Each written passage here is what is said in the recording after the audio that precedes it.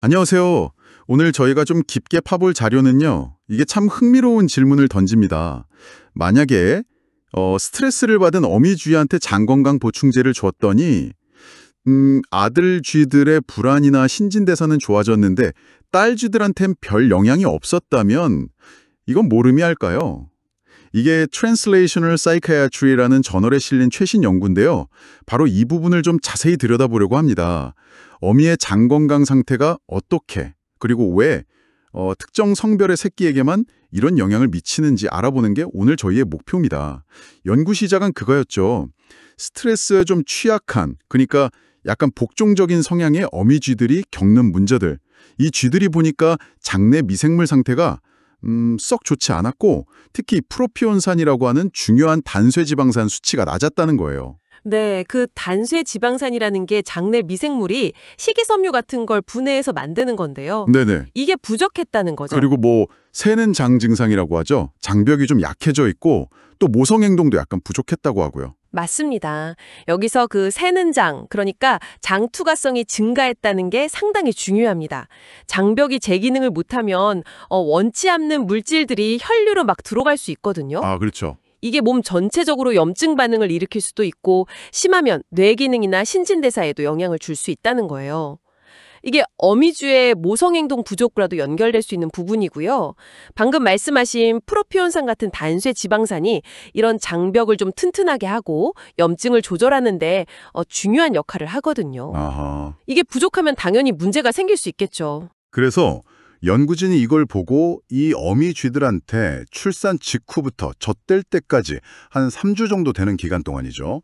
이 부족했던 프로피온산, 정확히는 프로피온산 나트륨, SP를 물에 타서 계속 준 거예요. 자, 그랬더니 어미 쥐한테는 확실히 효과가 있었네요. 네네. 새끼를 더 빨리 챙기고 둥지도 좀 더 잘 만들고 모성 행동이 눈에 띄게 좋아졌고 그 약했던 장벽 기능도 회복되고 염증 지표 같은 것도 개선되었다고 하고요. 맞습니다. 어미 상태가 좋아진 건 분명히 좋은 신호였죠. 근데 진짜 흥미로운 건 이 영향이 새끼들한테 어떻게 갔냐 하는 거죠. 네, 그렇죠. 그리고 여기서 성별 차이가 아주 극명하게 나타났다는 겁니다. 바로 그 부분이에요. 아들, 그러니까 수컷 새끼들한테서 아주 놀라운 변화들이 나타났다고요. 네, 그렇습니다. 수컷 새끼들 같은 경우엔 일단 행동적으로 불안 관련 행동이 줄었어요.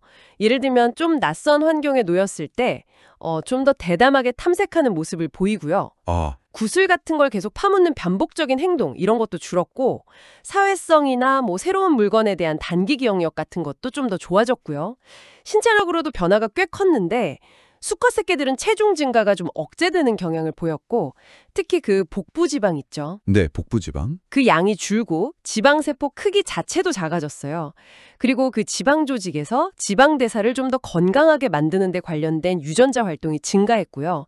장 건강 자체도 좋아져서 결장 길이가 길어지고 장벽 강화 단백질 같은 것들의 발현도 늘어났죠.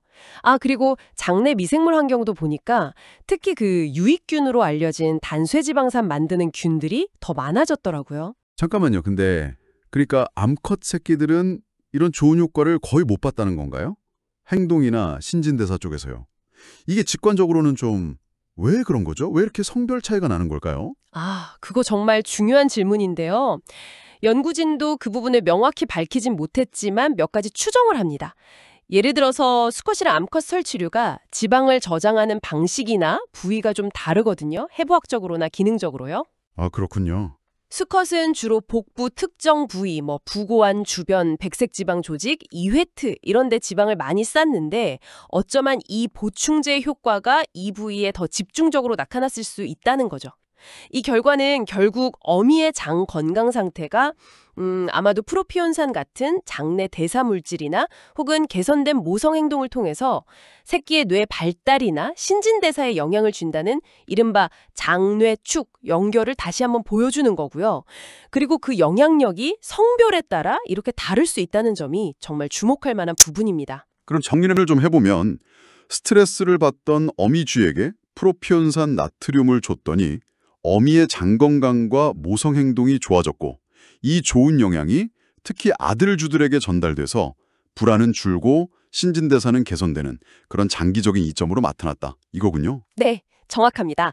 아주 중요한 발달 시기에 어미의 장내 환경이 새끼에게 얼마나 큰 영향을 미치는지 잘 보여주는 연구라고 할 수 있죠.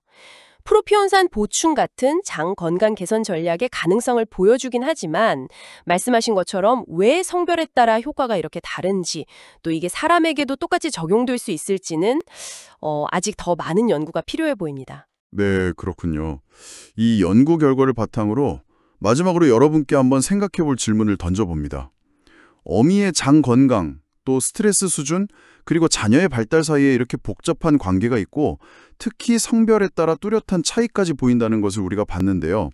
그렇다면 인간의 임신과 출산 후 기간 동안 개인의 스트레스 수준까지 고려해서 선제적으로 장 건강을 관리하는 전략이 있다면 이게 다음 세대의 장기적인 건강과 발달에 과연 어떤 의미를 가질 수 있을까요? 한번 고민해 보시면 좋겠습니다.